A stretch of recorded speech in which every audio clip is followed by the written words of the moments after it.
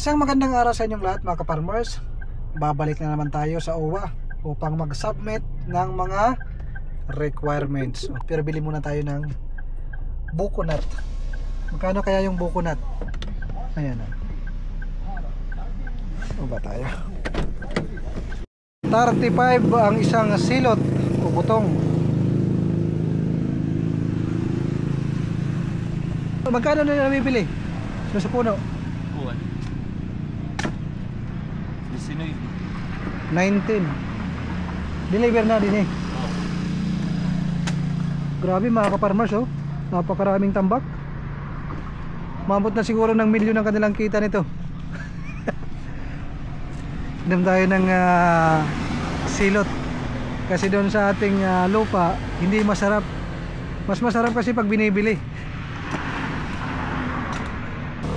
Ang dami ng buko na naibinta. Hindi sir, take out. Oh, take out? Oo. Para ito ako nasawa. Take out. Ayan. So yan mga ka-farmers, doon banda yung MacArthur Park. Dito sa mga gilid na yan, napakaraming buko na binibinta. 35 pesos ang bawat isa. Diyan sa inyo mga ka-farmers, magkano ba ang bintahan ng isang buko? Pero kung sila ang bibili, deliver dito 19 ang kanilang kuha. Meron pa rin silang kita, halos kalahati.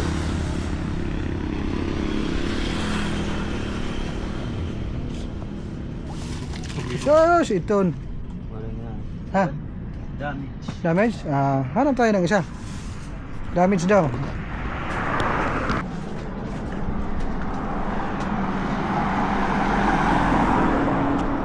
Kung kilala nyo si Sif TV, ito ay yung kanyang hometown. Nandito siya sa Palo Leyte. Ang taas ng alon. Papasyal ko kayo. Ba't mabaho? Baka mayroong makita tayo naka tihaya. Ba't ang baho? Subang baho.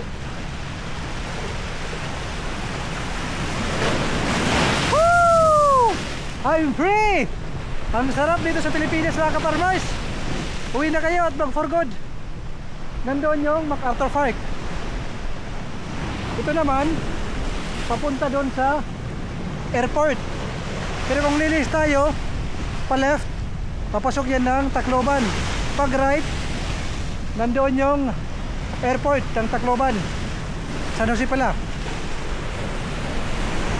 Straight yan, papunta doon.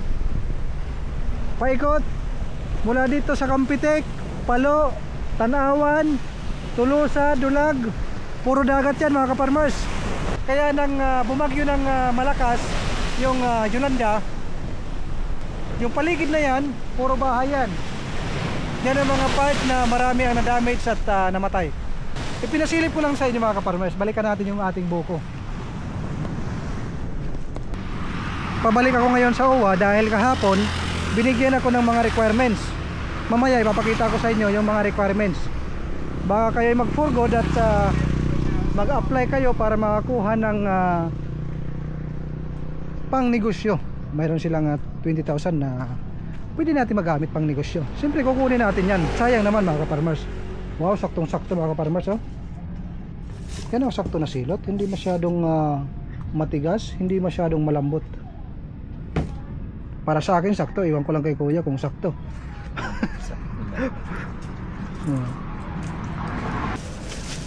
Thank you. Sa iyo na yung 500. Thank you. Yan mga ka-farmers. Yan yung silot. Uy, may extra ka kuya? Ay, kalimutan. Thank you. Ayan, may extra pang libre.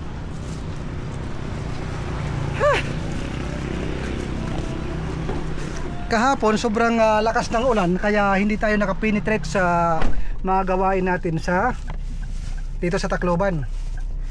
Mula sa Tacloban mga ka-farmers, umaabot pa yan ng 30 to 45 minutes ang biyahe. mula sa aming lugar. Kaya kailangan maglaan ng oras. Kung wala kang sasakyan, kailangan mo siguro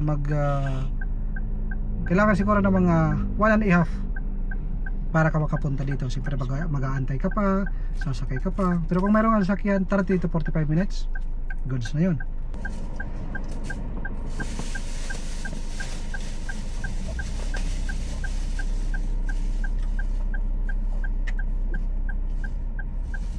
Mas masarap nga yung silot dito sa City.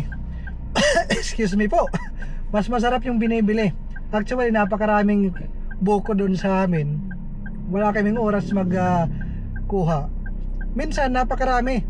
May time na medyo natatamad at gustong uminom ni Mrs. Excuse me po. Sobrang sarap.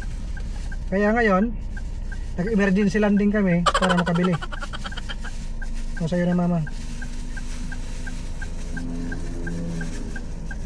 Yung ka na mama. So kita-kits doon sa OWA. Para ibahagi ko rin sa inyo yung ating fog file ng ating mga papilis na ito. Napakarami mga ka-farmers. Marami yung requirements, pero kayang-kaya, madali lang kunin. So paano? Biyahe muna kami at pababa na yung araw. Bago ako magpasa ng mga requirements sa OWA, dumaan muna tayo sa BDO para makapag-open ng panibagong account. At salamat pala kay ma'am, napaka-accommodating at napakabait. At baka naman pwede nating i-follow siya sa kanyang Facebook page, Sugar and Tobies. Napaka-sweet ng pangalan. Papalo na lang mga ka-farmers at palike sa kanyang Facebook page. Maraming salamat. So ayun mga ka-farmers, katatapos ko lang sa OWA at saka DMW. Yung DMW mga ka-farmers, mayroon din mga nakukuha na, iwan ko kung magkano, i-update ko kayo. Pang simula din yan para sa mga OFW na umuwi sa Pilipinas. I-update ko kayo pag nakuha na natin yung ating pera. Mas mahigpit doon sa UWA yung una natin pinuntahan kaysa sa DMW. Kaso nga lang mga ka-farmers, umakyat ako dito sa rooftop ng Gaisano, mayroong hindi magandang balita. Sabi pa nga nila, hindi ka gagaling kung hindi mo pagdadaanan ang mga bagay na dapat nating pagdaanan. So sumabit tayo sa paakyat. Medyo makipot ang daanan mga ka-farmers at madilim. Sumabit yung ating toy car. Pakita ko sa inyo sa likod. Kauna-unahang gas-gas niya. Ayan yung sabit. Yan yung kauna-unahang gas-gas ng ating sasakyan. Kasama yan sa pagmamaneho. Kaya para sa ating mga kapwa ka-farmers, ingat po tayo palagi. Malaki yung ating aral na natututunan pag mga ganito. Salamat ho tayo. Sa gilid lang tayo tumama, hindi tayo sa kapwa sasakyan. Kasi kung kapwa sasakyan ang ating tamaan, malamang meron tayong babayaran. So siminto lang ang ating sinabitan, wala tayong babayaran, hindi tayo babayaran kasi kasalanan ko. Iyon ang nangyari ka-farmers. Farmers, kain tayo. Maraming salamat sa grasya na ito. Ayun. Meron pa silang ice cream.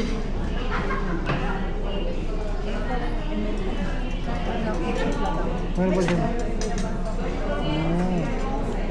May libre pang straw. Tawa ko na lang pag kailangan kami. Ito sa'yo. Okay? Yan. Kain tayo mga ka-farmers. So ayun mga ka-farmers, pagkatapos ko mag-apply sa OWA, sabi nila tatawagan ako ng 15 to 30 days. So sana mabigyan tayo para din sa pangdagdag sa ating panimula.